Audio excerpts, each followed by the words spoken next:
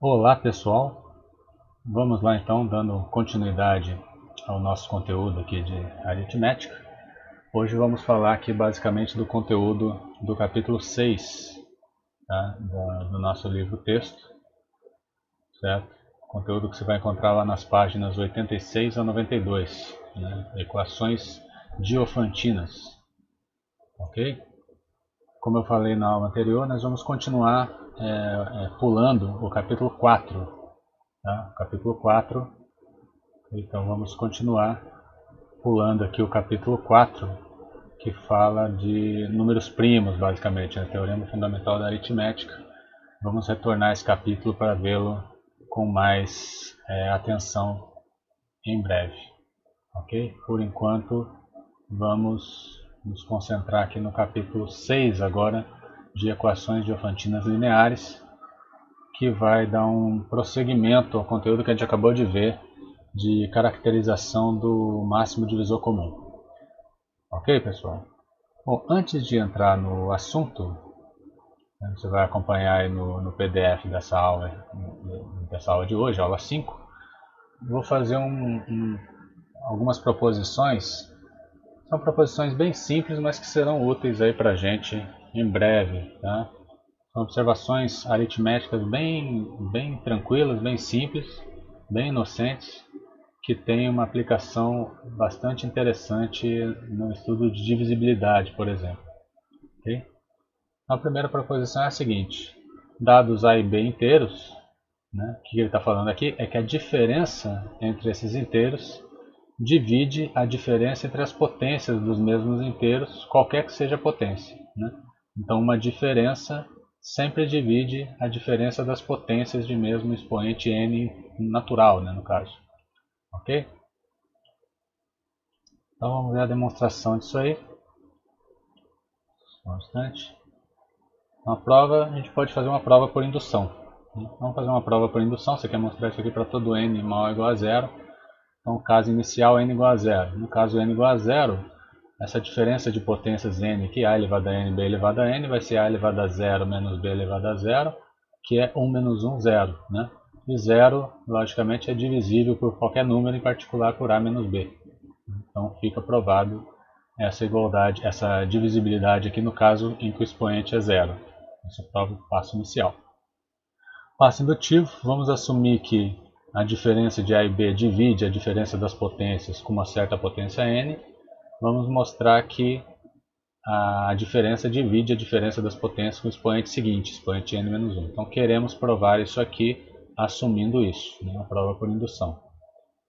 Então vamos escrever de uma maneira conveniente esse número que a gente quer demonstrar que é divisível por esse. Então, a elevado a n mais 1 menos b elevado a n mais 1. O a elevado a n mais 1 é a elevado a n vezes a. B elevado a n mais 1 é b elevado a n vezes b. Eu vou somar e subtrair aqui um termo esperto aqui para a gente poder fatorar de uma maneira adequada. Então, eu vou somar e subtrair esse termo, a elevado a n vezes b.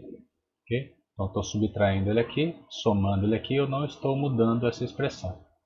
Ok? Fazendo isso, eu posso colocar em evidência aqui ó, o a elevado a n, e aqui eu posso colocar em evidência o b. Então, eu vou ficar aqui a elevado a n mais 1 menos b elevado a n mais 1, que é o número que a gente quer mostrar ser divisível por a menos b. Eu escrevi ele como essa soma. Essa soma agora ficou uma combinação linear de a menos b e de a elevado a n menos b elevado a n, que são dois números divisíveis por a menos b. Né? Esse aqui, evidentemente, é divisível por ele próprio, e esse aqui é divisível por a menos b pela hipótese de indução. Então, como cada parcela aqui é divisível por a menos b, esse inteiro aqui, que é a combinação linear, também é divisível. Isso prova o teorema, a proposição, no caso. Né? Então, a proposição é o que? A diferença de dois números é sempre divisível pela diferença das potências de igual expoente desses mesmos dois números. Okay? Já já vamos fazer uma aplicação aí. Vamos estender essa proposição fazendo a seguinte observação.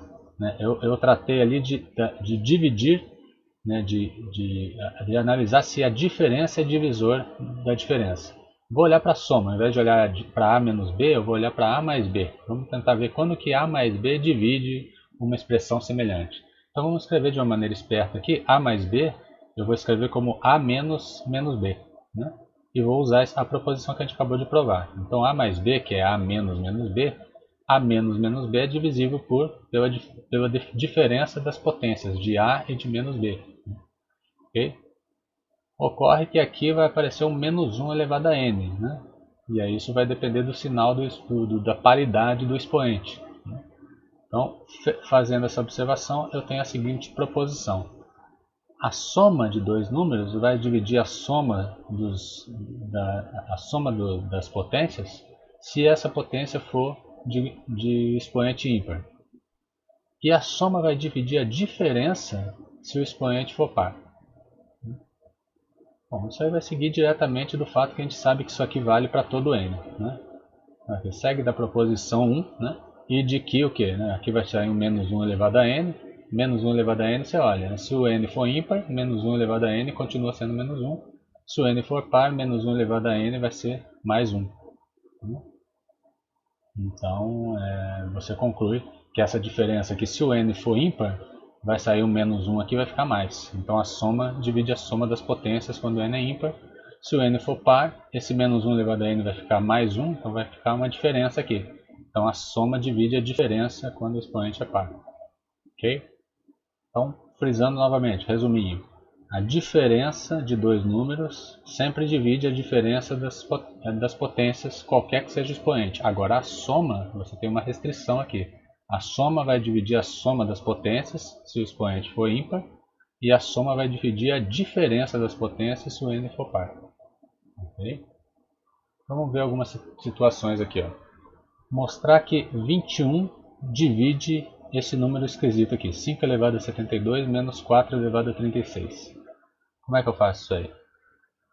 Bom, você vai pegar o 5, né? Vai multiplicar por ele mesmo 72 vezes. Vai pegar o 4, multiplicar por ele mesmo 36 vezes. Fazer a diferença e dividir por 20. Claro que você não vai fazer isso, né, gente? 5 elevado a 72, acho que nem na calculadora é possível calcular esse número aqui. É capaz desse número ficar tão grande que a calculadora vai dar um overflow lá, né? Então, você não vai tentar fazer isso. Vamos usar a proposição, né? Está vendo que aqui você está querendo mostrar que um número é divisível pela diferença de duas potências. Então vamos escrever adequadamente aqui. Ó. 5 elevado a 72 menos 4 elevado a 36, no fundo é 5 elevado a 72, eu posso escrever como 25 elevado a 36, né? Porque 25 é 5 ao quadrado, 72 é 2 vezes 36. Então adaptando aqui, né? 5 elevado a 72 é a mesma coisa que 25 elevado a 36. Então aqui eu tenho uma diferença agora de potências com expoente 36. E se você olhar, 25 menos 4 é exatamente o 21 aqui, né? Então eu estou querendo mostrar que essa diferença, 25 menos 4, é divisível por 25 menos 4, ambos elevados a 36. Bom, mas isso é a proposição 1, né? A diferença de dois números sempre é divisível pela diferença das potências deles, quaisquer que seja o expoente. Né? No caso aqui você está pegando o expoente a 36. Eu estou pegando o A na proposição igual a 25, B igual a 4, né? E o N, como a gente falou, 36. Então segue da proposição que isso aqui é verdade. Ok? Exemplo 2. Estou querendo mostrar que o número é divisível por uma soma de potências. Né? Bom, de todos os exemplos que a gente viu, isso aí se encaixa quando você consegue escrever esse elemento aqui como uma soma. Né? O único lugar para aparecer o soma de potências era quando você fazia A mais B aqui. Né? Então se você adequar essa expressão aqui, ó, 2 elevado a 70 mais 3 elevado a 70, você pode reescrever como 4 elevado a 35, aqui como 9 elevado a 35, e se você notar, 4 mais 9 é 35, 13, perdão. Né? 4 mais 9 é 13. Então você está querendo mostrar que 4 mais 9 divide a soma das potências de expoente 35 de 4 e 9. Né? Quando que a soma divide a soma das potências? Quando o expoente que aparece ali é ímpar, foi o que a gente viu na proposição 2. Né? Então, pela proposição 2, a soma divide a soma das potências se o expoente é ímpar. Beleza, é justamente o teu caso aqui. Você tem uma soma, 13, 4 mais 9, soma de potências, o expoente é 35, que é ímpar. Né? Então segue lá da proposição 2A, que 13 divide esse número gigante aqui, que é 2 elevado a 70 mais 3 elevado a 70. Para finalizar aqui, 16 divide essa diferença de potências. Como é que eu vou adequar aqui? Você poderia tentar escrever 16 como uma diferença, né? Com mesmos expoentes aqui, mas não vai ser tão evidente isso. Porém, aqui nesse caso, eu posso reescrever o 11 por 40 elevado a 44 como sendo, aliás, vou manter 11 elevado a 44, eu vou reescrever o 25 elevado a 22, né? Vou escrever 25 elevado a 22 como sendo 5 elevado a 44, né? Usando que o 25 é 5 ao quadrado. Então esse número aqui ficou 11 elevado a 44 menos 5 elevado a 44. E você observa que o 11 mais 5 é o 16. Então você está querendo dividir uma soma por uma diferença de potências. Se você lembrar, isso era justamente o caso da proposição B. Uma soma é divisível pela diferença das potências se o expoente é par, e é justamente a situação que a gente se encontra aqui, né? Então tem o A é 11, B é 5. Então a diferença de potências com o expoente n igual a 44, que é par. Então segue da proposição 2b, que 16 divide essa diferença de potência. Ok? Então são três proposiçõezinhas que são bem simples de ser demonstrado, mas que vamos ver em breve tem uma aplicação bastante ampla aí no estudo de divisibilidade, principalmente assim quando se trata de números muito grandes, com potências gigantes. Assim, certo? É importante frisar também que vocês viram que você tem uma restrição quando você quer dividir a soma, né? A soma de dois números. A diferença de dois números, lembrando, é sempre divisível pela diferença das potências, quaisquer que sejam os expoentes aqui, n aqui, tanto faz par ou ímpar. Agora a soma, você tem restrições, né? A soma é divisível pela soma das potências se o expoente que aparece aqui em cima for ímpar. Aí você pode perguntar, bom, e se o expoente aqui for par? Será que a soma é divisível ou não pela soma das potências? A mesma pergunta você poderia fazer aqui. A soma é divisível pela diferença se o n for par. Mas se o n for ímpar, será que a soma vai ser divisível pela diferença? Então não é difícil você criar exemplos em que pode ser ou não pode ser. Né? É o que eu fiz aqui na sequência. Tá? Então não é verdade em geral que a soma seja divisível pela diferença se o n for ímpar. Ou que a soma seja divisível pela soma das potências se a potência for par. Vamos pegar aqui duas situações. Ó. Eu tenho a soma de 3 com 2, não é divisível pela diferença dessas potências de expoente ímpar aqui. Ó. Por quê? Porque aqui vai dar 5, isso aqui vai dar 211, se você fizer a conta. Então 5 não é divisível por 211. Então eu tenho uma situação em que a soma não é divisível pela diferença das potências com expoente ímpar. Mas eu tenho também uma situação aqui ó, em que a soma é sim divisível pela diferença das potências com expoente ímpar. Né? Esse lado aqui dá 8, esse lado aqui dá 208. Tá? Então se você voltar aqui na proposição, a soma pode ser ou não divisível pela diferença das potências quando esse expoente aqui é ímpar. Certo?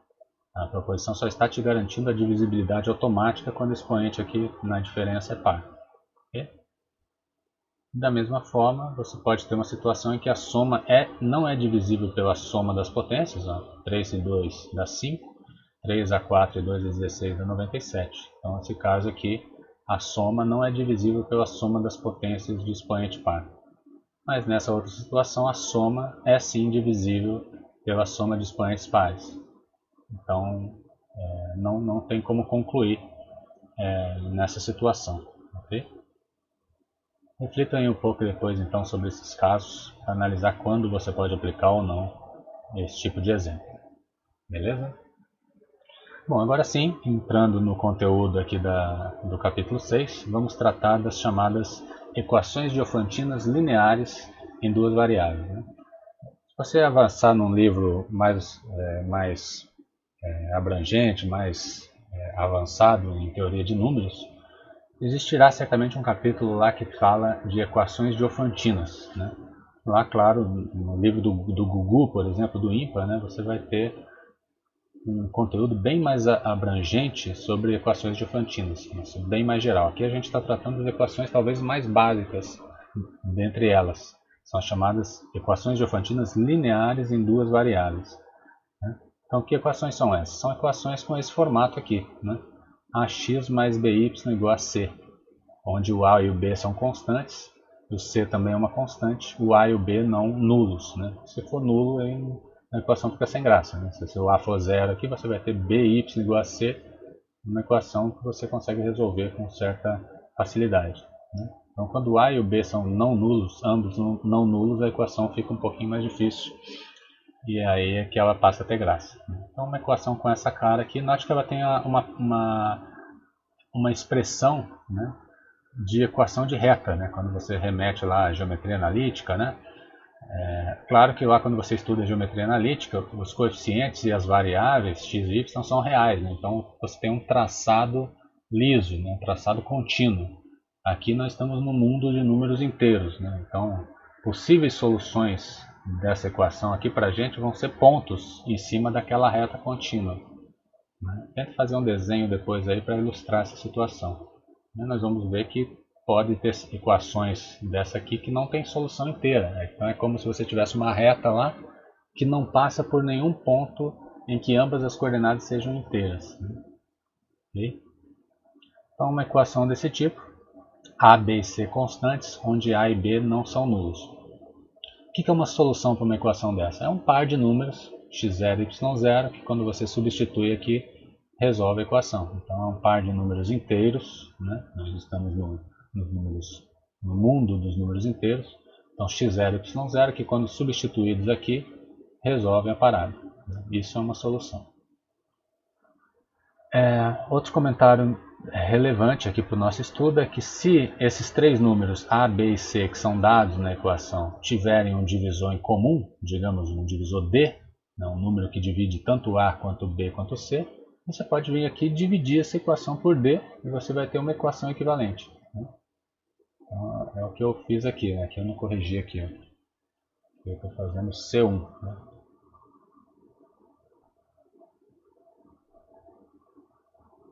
C1, ok? Então você veio aqui nessa equação, dividiu tudo por D, né? Ou seja, o A é A1 vezes D, o B é B1 vezes D, o C é C1 vezes D. Quando você dividir tudo por D aqui, a equação vai se transformar nessa outra aqui. E no fundo essa equação aqui é uma equação equivalente àquela. Em que sentido? Se x0 e y0 é a solução dessa, ele vai ser dessa também e vice-versa, né? Então por isso que a gente disse que as equações são equivalentes. Então se for possível simplificar os coeficientes por um divisor comum aos três, você pode escrever a tua equação com coeficientes mais simples, né? Ok? Coeficiente simplificado. Então está aqui um exemplo, uma equação aqui, 15x mais 25y igual a 75. É uma equação, né, com essas características, uma equação diofantina linear, variáveis x e y, que é equivalente a essa outra equação aqui. O que a gente fez? Você percebeu que 5 é um divisor comum de 15, 25 e 75. Então você veio aqui e dividiu a equação por 5. Essa equação ficou reescrita com essa forma aqui. Se você observar, por exemplo, 10 e menos 3 é uma solução dessa equação. Porque se eu fizer x igual a 10 e y igual a menos 3, eu vou ter 3 vezes 10 mais 5 vezes menos 3, 30 menos 15 é 15 que resolve a parada, né? Então 10 e menos 3 é uma solução dessa equação pela maneira como a gente definiu. Naturalmente, você tem aqui outros 4 exemplos de soluções. 5 e 0, se você colocar aqui vai resolver, 0 e 3 também, 15 e menos 6, menos 20 e 15 são soluções. Nós veremos mais adiante que sempre que a equação possuir alguma solução, ela vai possuir infinitas soluções, tá? Então, bastou a existência de uma única solução inteira, essa reta aqui, no certo sentido, vai passar por outras infinitas pares, por outros infinitos pares de coordenadas inteiras. Ok? Vamos ver isso já já. Bom, quando os coeficientes da equação são números pequenos, né, é possível você resolver a equação com certa simplicidade, né? Às vezes, de bater o olho e chutar um par de valores ali, você acerta uma possível solução, né? Ou então, talvez um pouquinho mais elaborado, você não tem dificuldade de achar a solução. Isso quando os coeficientes são baixos, né? Por exemplo, pega essa equação aqui, 15x mais 12y igual a 96, que é equivalente, se você dividir tudo por 3 aqui, né, vai ficar 5x mais 4y igual a 32. Então vamos tentar achar uma possível solução dessa equação. O que ele faz aqui? Essa aqui é a mesma equação que está lá no livro, tá? Então o que ele fez? Ele dividiu aqui, né? Passou tudo para um lado, isolou, dividiu 5.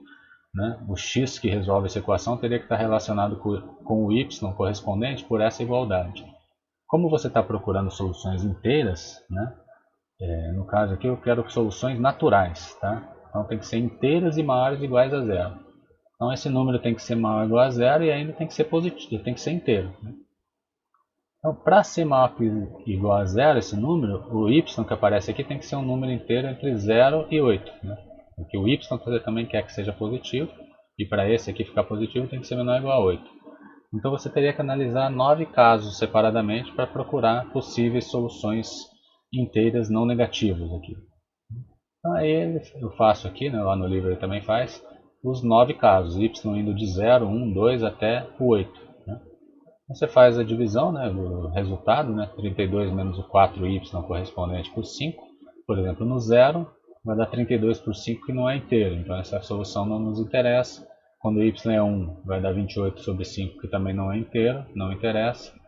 Eu vou ter solução inteira onde? Quando y é 3, o x vai dar 4. Então eu tenho 4 e 3 é uma solução natural, par de soluções naturais.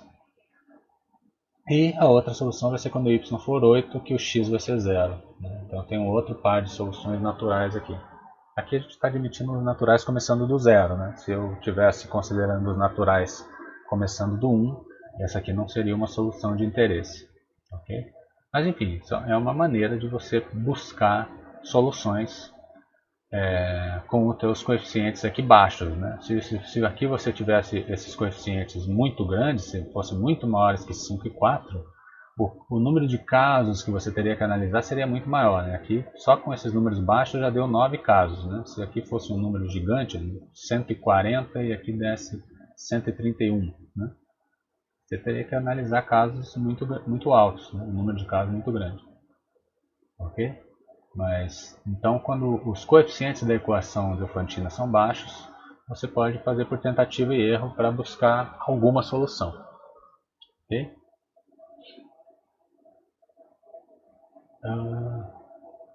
Então, essa análise, né, nesse exemplo mostrou que essas são as duas únicas possíveis soluções naturais. Né? Soluções inteiras, como a gente comentou, vão ter infinitas. Né? E aqui a gente já analisou todos os possíveis casos, são apenas 9 casos de possibilidade de soluções naturais. Né? Uma outra observação que precisa ser levada em consideração é que as equações diofantinas podem não ter solução. Não é porque isso aqui representa uma reta que vai passar por um par de números inteiros. Aqui um exemplo bem inocente de uma equação que evidentemente não tem solução. Né? Porque o lado esquerdo dessa equação aqui, ó, você pode botar um 2 em evidência. Como você vai estar procurando x e y inteiros, né? O número resultante dessa operação aqui vai ser um número par. Portanto, deveria dividir o lado direito aqui. O 2 deveria ser um número par. Ou 5, né? Deveria ser um número par. Então essa equação não admite solução inteira. Okay? Então tem um exemplo bem simples de uma equação diofantina sem solução. A próxima proposição ela é muito importante porque ela nos dá a chamada condição necessária e suficiente para que uma equação diofantina possua uma solução inteira. Então vai ser uma condição aqui a respeito do MDC dos coeficientes e a sua relação com o termo livre aqui. Então a equação AX mais BY igual a C possui solução se e somente se o máximo divisor comum entre os coeficientes aqui dividir o número C. Então você vai bater o olho na equação aqui e vai calcular o que? O máximo divisor comum entre A e B, achou esse número, vê se ele divide o termo lá do lado direito. Se não dividir, você já sabe que a equação diofantina não tem solução. Certo? Então vamos fazer a prova. Supondo que a equação possui solução, né? Vamos admitir que existe um par x0 e y0 que resolve essa parada aqui. Eu quero mostrar que o MDC dos coeficientes divide o número C. Então o que eu faço? Pego x0 e y0 uma solução, ou seja, substituindo x0 e y0 aqui, resolve a parada. Pega D igual ao MDC dos dois números A e B, que são os coeficientes. Como ele é um divisor comum de A e de B, ele tem que dividir essa parcela aqui, essa combinação linear, né? Porque eu consigo botar um D em evidência no A, um D em evidência no B, eu vou conseguir colocar um D em evidência aqui, mas isso aqui é o C, né? Então eu vou conseguir dividir o C pelo D. Okay? Então existir solução implica que o MDC divide o número C. Vamos supor agora que o MDC divide o número C e tentar obter uma solução para a equação. Então suponhamos que D é o MDC, vamos chamar de D o MDC de A e B, e vamos admitir que ele divide C, ou seja, C é alguém, é um certo K vezes o D. Okay?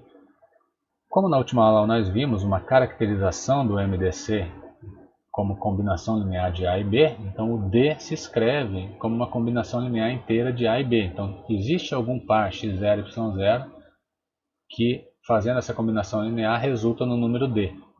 Para certos x0 e y0, a gente até viu na última aula como determinar esses pontos, esses valores, fazendo o método lá de Euclides, né? Aquele diagrama do jogo da velha. Né? Então existe uma maneira algorítmica de você determinar x0 e y0. Quando escreveu isso, nós estamos supondo que C é K vezes D, então vem aqui nessa equação, multiplica tudo por K. Ao multiplicar por K vai aparecer o C aqui, certo? E aí, colocando o K aqui junto do x0 e do y0, eu tenho um par de soluções para a equação aqui. Um par ordenado que resolve a equação, ou seja, K vezes x0, K vezes y0 é uma possível solução. Uma possível não, né? É uma solução da equação diofantina dada. Ok? Então veja que se você retornar a essa demonstração, ele está no fundo te dando um procedimento de resolução da equação. Né? Então ele te dá a equação, a primeira coisa a ser verificada é se ela tem solução. Para verificar se ela tem solução, o que eu faço? Verifico se o MDC dos coeficientes divide ou não C. Se não dividir, já não possui solução. Se dividir, o que eu faço? Eu expresso o MDC como uma combinação linear de A e B. Feito isso, eu vejo qual que é o fator, né, de divisão, qual é o quociente da divisão de C por D e multiplico os coeficientes, né, da expressão de D como combinação linear de A e B, multiplico pelo fator K para achar a solução da equação. Né? Vamos fazer no exemplo seguinte aqui. Ó. Né? Então, exemplo, obter uma solução para essa equação diofantina linear. Então, primeiro passo, possui solução ou não? O que eu faço? Analiso aqui MDC entre 15 e 6. Qual é o MDC entre 15 e 6? É 3. Então você vê se ele divide 360. Beleza, divide 360. Né? 360 é 3 vezes 120. Então pela proposição anterior, essa equação diofantina possui solução. Né? O MDC aqui dividiu a constante livre lá. Ok, então como é que eu faço agora? Pego esse MDC e expresso ele como combinação linear de 15 e de 6. Né? Esse é um outro tipo de exercício que, quando os números envolvidos são baixos, pode ser imediato uma maneira de achar a combinação linear. Você nem precisa apelar para o método lá de Euclides do jogo da velha, né? Do chiqueirinho. Né? 15 e 6 não é difícil você expressar ele, uma combinação linear entre 15 e 6 para obter o 3. Por exemplo, está aqui uma. 15 menos 12 é 3. Então 15 vezes 1 mais 6 vezes menos 2 já resultou no 3. Então você vem aqui agora, eu queria a equação essa com 360 aqui. Eu quase obtive a equação com 3. Venho aqui e multiplico por 120. Multiplico tudo por 120. Eu vou ter 15 vezes 120 mais 6 vezes menos 240 igual a 360. Qual é a solução? Só tomar cuidado aqui que a equação original era 15x menos 6y. Né? Aqui eu obtive uma combinação com mais aqui. Só adequar o sinal aqui, né? Então, reescrevendo aqui, ó, aqui eu vou ter 15 vezes o x menos 6 vezes o y igual a 360, que é a nossa equação. Né? 15x menos 6y igual a 360. Então, qual é uma solução? X igual a 120, y igual a 240. É uma solução. Tá claro? Então, esse procedimento te dá uma maneira de encontrar uma solução para uma equação diofantina, uma vez que, fazendo aqui o procedimento primeiro aqui, você já sabe que a solução existe. Né? Então, expressa o MDC como combinação linear e multiplica o resultado da combinação linear pelo quociente da divisão de 360 por esse MDC. Isso vai te permitir obter uma solução particular da equação. Certo? Então vamos lá, vamos continuar aqui. Vamos ver aqui que de suma importância para a obtenção da solução inteira, né, da solução completa da equação diofantina, é a gente analisar a chamada equação homogênea associada. Tá? Eu usei essa terminologia que não é a terminologia que aparece no livro, tá? Mas provavelmente alguns de vocês possam já ter tido contato com álgebra linear ou com equações diferenciais. Essa é uma abordagem que costuma aparecer lá, né, na álgebra linear, no estudo de equações diferenciais lineares. Então, é muito comum você associar equações lineares à chamada equação homogênea, e é o que a gente vai fazer aqui. Então, dada uma equação diofantina, né, quer dizer, ax mais by igual a uma constante, a equação homogênea associada é a mesma equação, porém com zero aqui do lado, ao invés dessa constante. Né?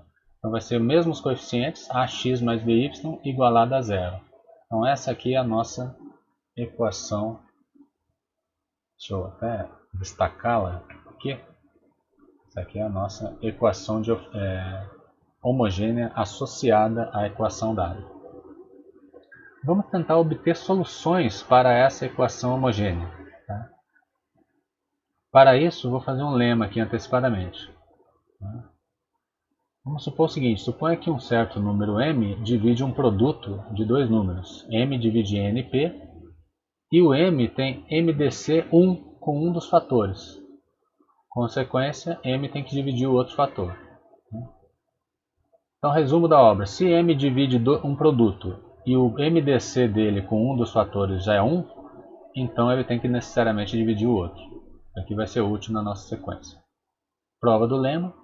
Suponha então que o MDC entre m e n é 1, ou seja, você consegue escrever 1 como uma combinação linear de m e n. Né? Então 1 é mx mais ny para certos x e y que podem ser obtidos.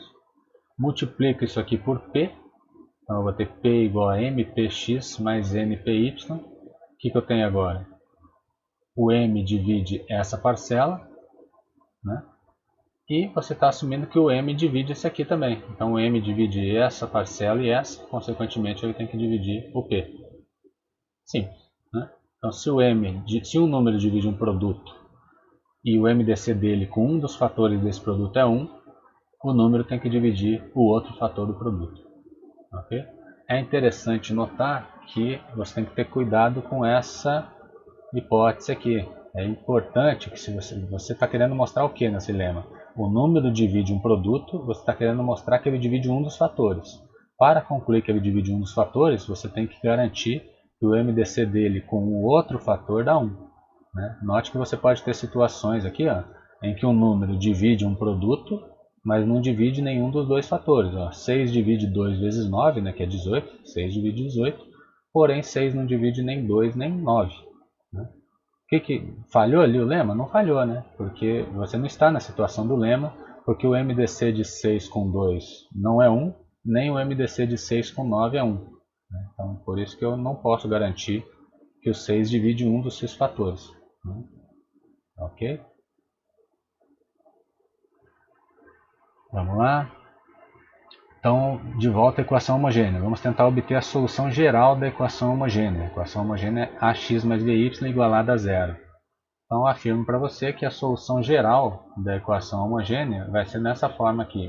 B1 vezes t para as coordenadas x e menos a1 vezes t na coordenada y. E o t é qualquer número inteiro. Onde o que são o a1 e o b1? Seriam o número a dividido pelo MDC de a e b, né, que eu chamei de d, e o número b dividido pelo MDC. Ou seja, você veio aqui, dividiu essa equação aqui pelo MDC. Né? Dividiu essa equação pelo MDC, ficou A1x mais B1y. Né? Vamos ver aqui. Ó. Isso aqui que ele está falando na prova. Prova. Então pega a equação homogênea, passei o menos ax lá para o outro lado, dividi a equação pelo MDC entre A e B. Então ao dividir vai ficar B1, né? A1, foi isso aqui. Agora o que eu tenho? Uma vez que D é o MDC de A e B, o MDC agora entre A1 e B1 tem que ser 1. porque você já dividiu pelo máximo divisor comum deles. É um exercício interessante vocês fazerem isso, tá? Vou deixar como exercício aqui para vocês. Supondo que o D é o MDC entre A e B, divide o A e o B por esse MDC, os números resultantes agora vão ter MDC entre eles iguais a 1. Okay? Você pode usar a caracterização do MDC, por exemplo, mostrando que 1 é uma combinação linear de A1 e B1. Seria uma maneira de provar isso. Beleza? Então, uma vez que D é o MDC aqui, divide ambos por MDC, o resultado dos dois números ficam com MDC1. Vamos usar isso aqui. Então, a nossa equação diofantina homogênea ficou nesse formato. Então, o que eu tenho aqui? Por um lado, o B1 divide esse lado aqui, né? B1 divide esse fator. Como eles são iguais, então B1 tem que dividir A1 e X. Só que o que eu sei? O MDC entre B1 e A1 é 1. Então, pelo nosso lema, B1 tem que dividir o outro fator, né? Porque B1 divide a multiplicação. Ele tem MDC 1 com o primeiro fator, então B1 tem que dividir o X. Segue do lema anterior. Ou seja, X tem que ser B1 vezes alguém. Então, X é B1 vezes T. Então, você já sabe que a primeira coordenada que resolve a equação tem que ser da forma B1 vezes T. Joga lá na equação de novo. No lugar de X, eu jogo B1 vezes T. Então, eu vou ter B1y igual a A1 menos, né, A1 B1T. Divido a equação toda por B1, que eu estou assumindo sendo não nulo. Né? Lembra que os coeficientes da nossa equação diofantina não são nulos. Divido tudo por B1, eu vou ter que y é menos A1T. Então, fica provado o nosso resultado. Né? Então, a solução geral de uma equação desse tipo é menos B1T para x, aliás, B1T para x e menos A1T para y, onde o T é qualquer número inteiro. Aqui um exemplo, pega essa equação diofantina, 15x, escreve aí, né, no seu caderno para se convencer. 15x mais 6y igual a 0. O que você faz? Pega o MDC entre 15 e 6, o MDC é 3, divide a equação por 3. A equação equivalente vai ficar 5x mais 2y igual a 0. Né? Dividir a equação por 3. Passo o 2y para o lado de lá. O que eu posso concluir? 5x, aliás, perdão, 2y é divisível, 2 é divisível por 5x. Como o MDC entre 2 e 5 é 1, o 2 tem que dividir o x. Então o x tem que ser 2t. Joga o 2t aqui no x, você vai ter 2y igual a menos 10t. Então o y tem que ser menos 5t. Okay? Pode decorar essa expressão aqui, ou resolver do jeito que a gente fez aqui, né? Simplifica a equação homogênea, passa um dos lados para o outro. Né? Aqui você observa que 2 tem que dividir 5x. Como o 2 tem MDC 1 com 5, então o 2 tem que dividir x. Se o 2 divide x, o x é 2 vezes alguém. Aí você substitui o 2 vezes alguém aqui, você vai concluir que o x é menos 5 vezes esse mesmo alguém. Né? Ou seja, a solução geral para essa equação é da forma 2t na primeira coordenada e menos 5t na segunda coordenada. E o t é qualquer número inteiro. Então aqui você está vendo que como t é qualquer número inteiro, você tem todas essas infinitas soluções para a equação homogênea. Okay? Acho que 0, 0 é uma solução, né, para a equação diofantina homogênea. Né? Seria obtida quando t é igual a 0. Okay? Vamos falar agora da equação geral da equação diofantina. Então, acabamos de falar da equação homogênea associada, descobrimos como achar a solução da equação homogênea associada. Vamos ver onde que isso entra. Né? Então, vamos falar da equação geral, da equação diofantina e buscar sua solução geral. Então, digamos que x0, y0 é uma solução particular da equação diofantina. Então, nota que eu já estou assumindo que a equação tem uma solução, que eu chamei de x0, y0. Então, eu afirmo para você que todas as soluções para essa equação diofantina vão ser dessa forma aqui, né? Então, vão ser obtidas como? Vou pegar a solução particular, que é x0, y0, que é uma solução, que a gente já sabe, inclusive, obter, né? Pelo método lá do chiqueirinho, o método do jogo da velha, você consegue obter isso aqui. Né? E aí você está fazendo o quê? Você está somando as soluções particulares das soluções da equação homogênea. Né? Então, enfim, em resumo, uma solução da equação diofantina é uma solução particular, você obtém uma única solução particular, resolve a equação homogênea e soma essas duas. Né? Então uma solução geral é uma particular somada com todas as homogêneas. Então, como eu falei ali anteriormente, quem já teve contato com álgebra linear ou equações diferenciais lineares deve ter visto isso alguma vez. Né? Se não viu, verá futuramente e vai se recordar disso que a gente está vendo aqui, né? Desse ponto de vista, essa abordagem aqui. Ok? Ok, vamos lá então. Então vamos ver que de fato uma solução desse tipo resolve a equação. Né? Então basta você substituir do lado esquerdo da equação. A equação é ax mais by igual a c. Lembrando que x0, y0 é uma solução particular. Se eu substituir x0, y0 aqui, resolve a parada. E b1t e menos a1t é a solução da homogênea. Então se eu substituir b1t e menos a1t do lado esquerdo, dá zero. Né? É justamente isso que eu vou usar aqui. Então verifiquemos que essa solução aqui, esse par x e y resolve a equação. Né? Então taca lá do lado esquerdo, ax mais by vai ficar ax0 mais b1t, mais b vezes y0 menos a1t. Então, escrevendo adequadamente aqui, eu vou ter ax0 mais by0, que eu sei que é c, mais a vezes b1t, mais b vezes menos a1t. b1t e menos a1t resolvem a equação homogênea, então isso aqui dá zero. Portanto, essa soma aqui dá c mais zero, que é c, ou seja, ax mais by dá c, com esse x e esse y. Portanto, eles resolvem a equação. Certo? Então, de fato, uma solução desse tipo, um par de valores x e y com essa cara aqui, soma de uma particular com uma homogênea, resolve a equação. Vamos mostrar agora que todas as possíveis soluções são desse tipo. Não tem solução que não seja desse tipo. Né?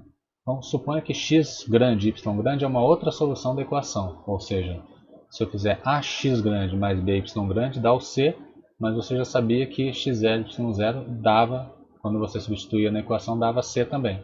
Então, vou igualar esse termo com esse, vou juntar, vou passar isso para cá, negativo, vou passar isso para cá, negativo. Eu vou ter a vezes x grande menos x0 mais b vezes y grande menos y0 dando zero. Portanto, o que eu estou mostrando aqui? Ó? Eu estou tendo a vezes alguém mais b vezes alguém igual a zero. Isso aqui é a equação homogênea.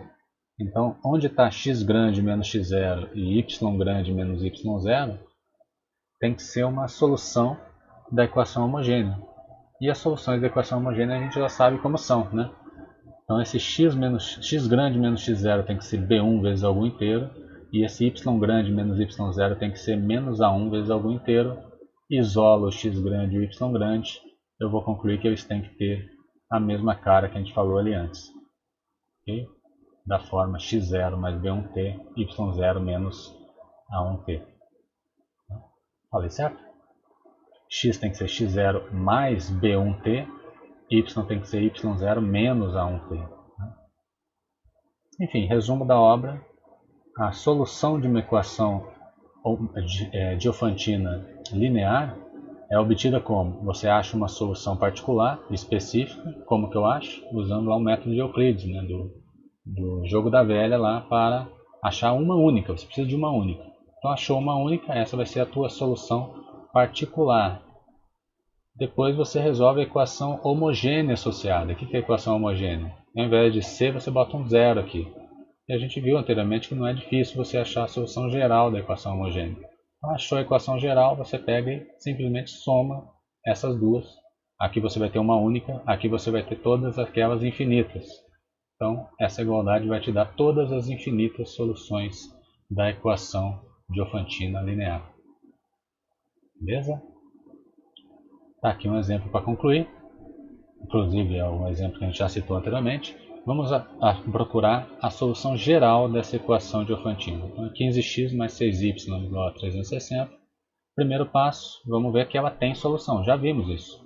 Como que a gente faz? MDC entre 15 e 6 é 3. Você tem que ver se divide o 360.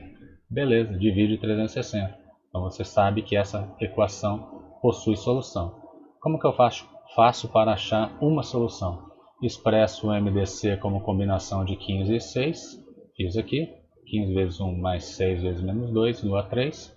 A equação não é igualada a 3, a equação é igualada a 360. Então vem aqui, multiplico por 120. Vou achar uma solução particular. Qual é a solução particular? menos 120 e menos 240. É a solução particular aqui, ó. xp yp igual a 120 e menos 240. Agora eu olho para a equação homogênea associada. Vou pegar 15x mais 6y igual a zero. Né?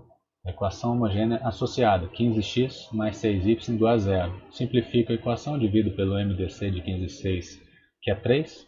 A equação passa a ser 5x mais 2y igual a zero. Isolo aqui, passo x e y para lados opostos. Né?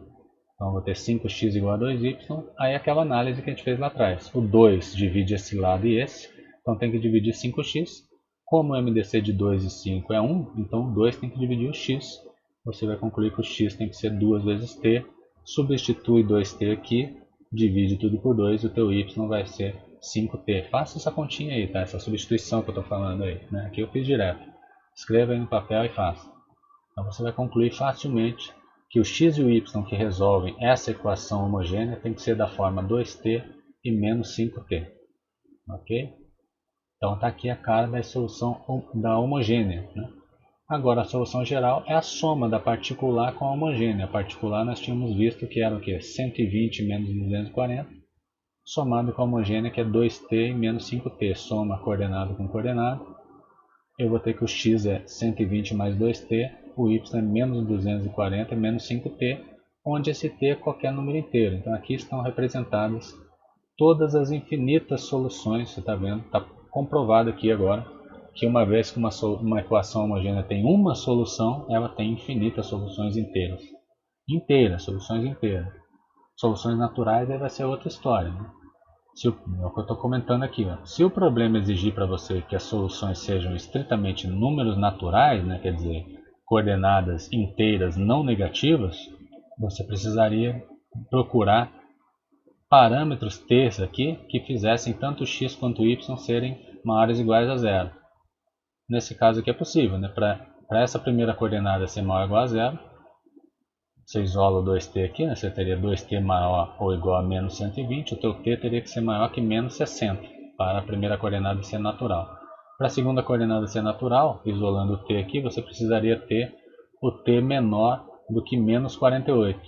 Então, para ambas as coordenadas serem naturais, o parâmetro inteiro t tem que ser um número entre menos 60 e menos 48.